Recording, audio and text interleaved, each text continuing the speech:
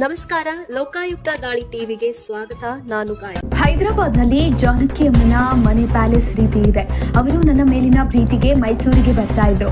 ಮೈಸೂರಿನಲ್ಲೇ ಪ್ರಾಣ ಬಿಡುವುದು ನನ್ನ ಆಸೆ ಅಂತ ಹೇಳ್ತಾ ಇದ್ರು. ಅವರ ಸಾಕು ಮಗ ನವೀನ್ ಭಾವುಕರಾಗಿ ನೋಡ್ತಿದ್ದಾರೆ.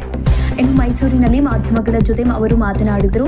ಈ ಸಂದರ್ಭದಲ್ಲಿ ನಾನು 12 ವರ್ಷದವನಾಗಿದ್ದಾಗಿನಿಂದ ಜಾನಕಿ ಅಮ್ಮನ ಹುಚ್ಚು ಅಭಿಮಾನಿ. ಚೆನ್ನೈ ಅಭಿಮಾರಾಮಿಪುರದಲ್ಲಿ ಅವರನ್ನ ಮೊದಲು ಭೇಟಿಯಾಗಿದೆ. 2008ರಿಂದ ಅವರು ಮೈಸೂರಿನಲ್ಲೇ ಇರ್ತಾ ಇದ್ರು. ಕಳೆದ 2 ವರ್ಷಗಳಿಂದ ನಮ್ಮ ಮನೆಯಲ್ಲೇ ಇದ್ದರು. ಭಾಗ್ಯ ಎನ್ನುವವರು ಜಾನಕಿ ಅಮ್ಮನನ್ನ ನೋಡಿಕೊಳ್ತಾ ಇದ್ರು ಅಂತ ಮಾಹಿತಿ ಕೊಟ್ಟಿದ್ದಾರೆ. ಇನ್ನು 2018ರಲ್ಲಿ ಮೈಸೂರಿನಲ್ಲೇ ಕಡೆಯ ಕಾರ್ಯಕ್ರಮವನ್ನ ಕೊಟ್ಟಿದ್ರು. ನನಗಾಗಿ ಈ ಕಾರ್ಯಕ್ರಮ ಮಾಡ್ತಿದ್ದೇನೆ ಅಂತ ಹೇಳಿದ್ರು. ಅನಂತರ ಬಂದ ಯಾವುದೇ ಪ್ರಶಸ್ತಿಗಳನ್ನ ಅವರು ಸ್ವೀಕರಿಸಿಲ್ಲ. ನಮ್ಮ ಭೇಟಿಗೆ ಕೊಡುತ್ತಿದ್ದ ದಿನಾಂಕವನ್ನ ಲೆಕ್ಕ ಹಾಕಿಕೊಂಡು ನಾನು ಕಾಯ್ತಾ ಇದ್ದೆ. ಜಾನಕಿ ಅಮ್ಮ ಆರಾಮಾಗಿದ್ರು. ಕಾಲ್ ಇನ್ಫೆಕ್ಷನ್ ಆಗಿ ನೋವಿತ್ತು. ಹಾಸ್ಪಿಟಲ್ ಅಂದ್ರೆ ಭಯ ಪಡ್ತಾ ಇದ್ರು. ಮನೆಗೆ ನರ್ಸನ್ನ ಕರೆಸಿ ಚಿಕಿತ್ಸೆಯನ್ನ ಕೊಡಿಸಿದ್ವಿ. ಆದ್ರೆ ಎದ್ದು ಕುಳಿತುಕೊಳ್ಳಲು ಕಷ್ಟ ಪಡ್ತಾ ಇದ್ರು.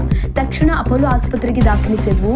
ವೈದ್ಯರು 20ರಿಂದ 30% ಮಾತ್ರ ಗ್ಯಾರಂಟಿ ಕೊಡ್ತೀವಿ ಅಂತ ಹೇಳಿದ್ರು. ಈಗ ಅವರು ನಮ್ಮನ್ನ ಅಗಲಿದ್ದಾರೆ ಅಂತ ಭಾವುಕರಾಗಿದ್ದಾರೆ. ಮಧ್ಯಾಹ್ನ 3 ಗಂಟೆವರೆಗೆ ಮಹಾರಾಜ ಕಾಲೇಜು ಮೈದಾನದಲ್ಲಿ ಸಾರ್ವಜನಿಕರಿಗೆ ಅಂತಿಮ ದರ್ಶನಕ್ಕೆ ವ್ಯವಸ್ಥೆ ಮಾಡಲಾಗಿದೆ. ಬಳಿಕ ನಮ್ಮ ಫಾರ್ಮ್ ಹೌಸ್ನಲ್ಲಿ ಬ್ರಾಹ್ಮಣ ಸಂಪ್ರದಾಯದಂತೆ ಅಂತ್ಯಕ್ರಿಯೆ ನೆರವೇರಲಿದೆ ಅಂತ ಅವರು ತಿಳಿಸಿದ್ದಾರೆ. ಅಭಿಮಾನಿ ಮತ್ತು ಕಲಾವಿದರ ಸಂಬಂಧ ಎಷ್ಟರ ಮಟ್ಟಿಗೆ ಆತ್ಮೀಯವಾಗಿರಬಹುದು ಎಂಬುದಕ್ಕೆ ಎಸ್ ಜಾನಕಮ್ಮ ಮತ್ತು ಮೈಸೂರಿನ ನವೀನ್ ಕುಟುಂಬದ ಸಂಬಂಧವೇ ಜೀವಂತ ಉದಾಹರಣೆ. ಮೈಸೂರನ್ನ ತಮ್ಮ 2ನೇ ಮನೆಯಾಗಿ ಕಂಡ ಜಾನಕಮ್ಮ ಬದುಕಿನ ಕೊನೆಯ ದಿನಗಳನ್ನು ಇಲ್ಲಿಯೇ ಕಳೆದ್ರು. ಈಗ ಅದೇ ಮೈಸೂರಿನ ಮಣ್ಣಿನಲ್ಲೇ ಅವರಿಗೆ ಅಂತಿಮ ವಿದಾಯ ಸಿಗ್ತಾ ಇದೆ.